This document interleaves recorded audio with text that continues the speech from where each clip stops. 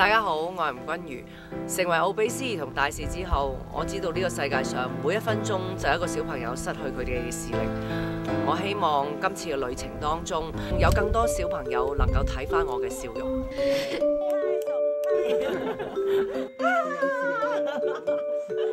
今次係我第一次嚟到內蒙古，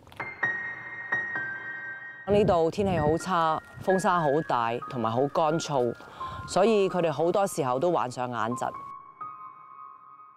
又加上佢哋家境清貧同埋知識水平低，有好多眼病原本有得醫都變成冇得醫。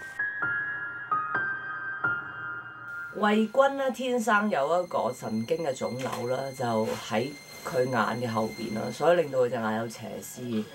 咁媽媽因為受唔到家庭嘅壓力，所以就離開咗佢哋啦。咁冇媽媽喺身邊嘅小孩子就特別覺得可憐，同埋覺得即係點樣可以即係支撐呢頭家咧？咁佢哋係根本乜都冇。今日咧，我嚟到內蒙古包頭市眼科醫院，見證一位張天山小朋友，佢接受手術之後可以重見光明。